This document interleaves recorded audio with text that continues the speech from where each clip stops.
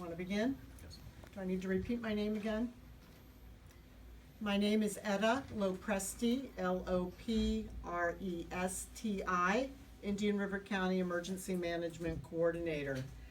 What I want to talk about the viewers tonight is what to do during the hurricane, because at this point, all of their preparations should have been completed, and they should be where they plan to be at this particular time. If you do not live in an evacuation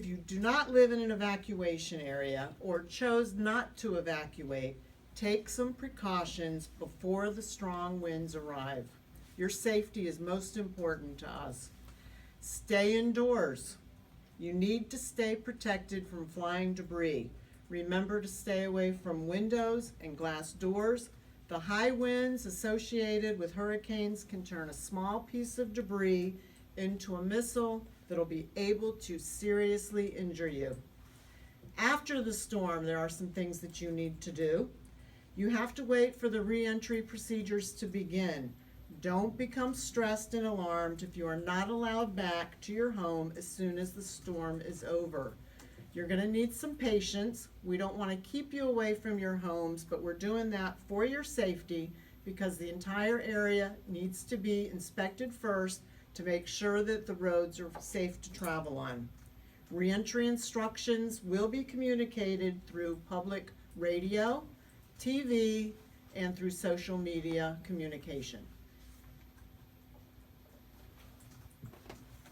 Muy buenas noches. Este es un mensaje del Departamento de Servicios de Emergencias del Condado de Indian River. Primero que nada, deseamos recordarles que nuestras líneas de información van a estar disponibles las 24 horas para contestar preguntas que usted pueda tener. El número a llamar es el 772-226-4000. Si usted se encuentra en un área que no ha sido desalojada o si no ha podido desalojar o llegar a un refugio antes de la llegada del huracán, por favor manténgase dentro de su hogar.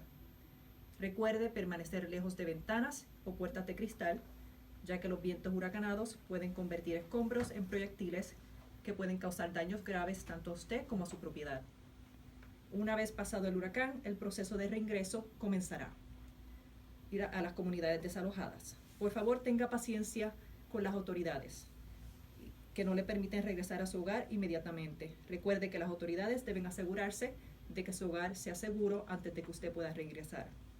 Instrucciones de reingreso van a ser proveídas tanto como por los medios de comunicación como por las autoridades locales.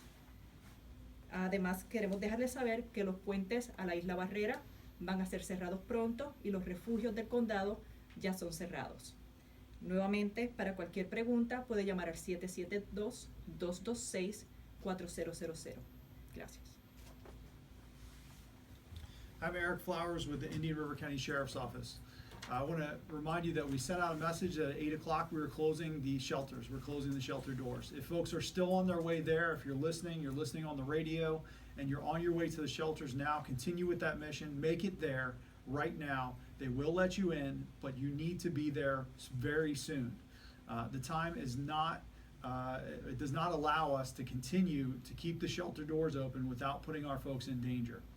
I can tell you that at 8 o'clock at the top of the hour, we sent crews over to take a wind measurement at the top of the bridge. We've had measurements within the last hour of a sustained 25 miles an hour. I would not be surprised at all if in the next hour we close the bridges to traffic.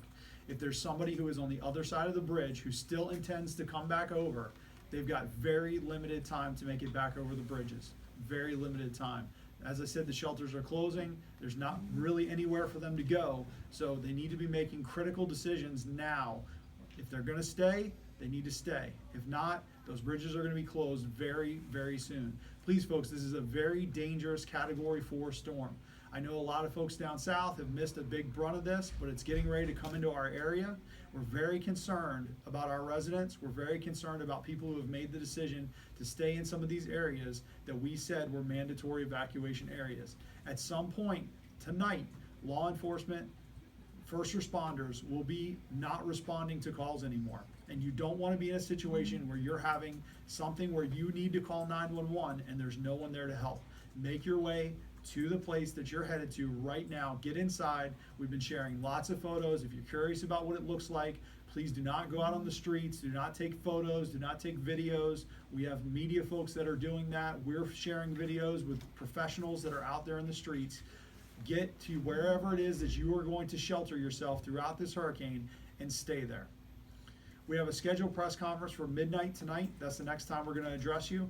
I suspect that, like I said, in the next half hour, the next hour, we're probably going to be sending out a press release closing those bridges. I can't tell you when that's going to be, but I know it's coming soon. So please stay tuned. We'll keep those messages going out. Are there any questions?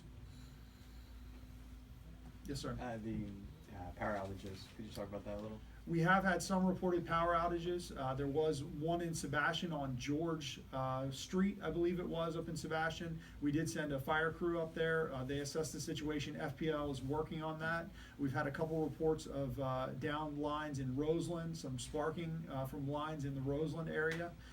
There was an issue that we posted a photo of a power pole over in Indian River Shores. Vero City Electric came out and took care of that issue. There was not a power loss as of right now.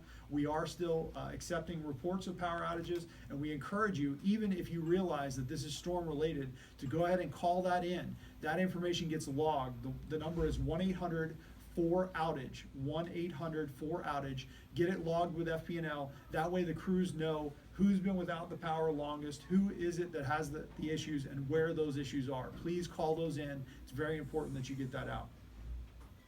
Other questions?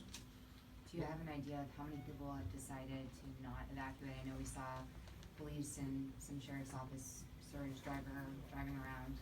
We did meet with some folks that did choose to stay. We've identified where they're at from the sheriff's office. We have that information logged in our system. I can't give you an exact number, but I do know that in low-lying areas, in some of our mobile home parks, and in parts of the Barrier Island, people have made the decision to stay. And of course, those are going to be folks that we go check on as soon as we get the all clear as part of our search and rescue, our mission. Could someone describe the re-entry procedure, the re-entry process? What is it that the first responders are doing to make sure that the area is safe for people to return?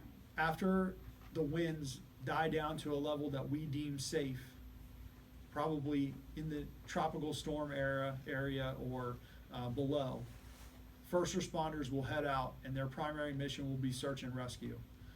As they're doing that, they're going to identify streets and roadways that are blocked. They're going to be calling those things in, and we're going to have road and bridge crews that are available to go clear those. Obviously, as Chief King said during the last briefing, the main arteries are going to be a big focus of that. We want to get those streets cleared so we can get activity rolling. And as that happens, we will begin to communicate with the public as to when it is safe to return to the roadways. I know at one point there was a voluntary evacuation order issued for people for the US 1 to the intercoastal. That remains. Okay, so That that's voluntary. okay. No, that voluntary evacuation order remains. US 1 east to the intercoastal waterway is still under a voluntary evacuation. Again, shelters are closing, so it's not the time to be moving. You need to figure out what you're gonna do. If you've got bags of mulch or something around that you can blockade a door, do it, because it's getting to be too late. Do you have an idea of what time this area could see the worst impact? Anybody wanna speculate on that? The National Weather Service is suggesting that somewhere around midnight to 2 a.m. will be the front of those higher winds. It's going to drag on for a while. They're suggesting that we're going to have tropical force winds on the front edge, 39 miles an hour, to the tail end at 39 miles an hour, about 22 to 24 hours. So it's going to be a long time. Of course, the hurricane force winds will be less than that, but it's going to be a substantive period of time, and it can cause a great danger to anybody who did not evacuate when they were advised to. What kind of numbers are we seeing at the shelters? I think at 1 p.m. we were around 500. We have over 1,000 people that are sheltered with us. Our pet-friendly shelter is full. I believe the number of dogs was over 100 that they were sheltering. There are some photos of that shelter up on our social media. Hopefully you'll share that out. And we're not at capacity. We do have more space, but again, time is of the essence. If folks aren't on their way now, they're probably going to miss those doors. They need to get there as soon as possible. Besides those capacity issues at the one shelter, any other issues we're having in the shelters? No, the other shelters have space. What's the shelter that's at capacity, is that the pet friendly? Pet friendly Liberty Magnet. Yes. Yes. Mhm. Is there something you could say to the public, because this storm, you know, like you said, the impact would probably be at times when people will be falling asleep. Is there any recommendations you have for people at home? Do they stay awake? Is it okay to go to bed? If they're bed, I mean, do you have any recommendations like that? Chief. I mean, we'll be up. From the very beginning, our very earliest press release, we suggested people have to be responsible for themselves, responsible for their families. I know that if I were home, I would be staying awake to take care of my family, and I think it's the appropriate thing to do. I'll have time to sleep when the storm is over, but I'm very protective of my family, my pets, and my property. And so I think that I would urge others to do the same thing. We'll see you guys back here at midnight. Thank you. Thank you.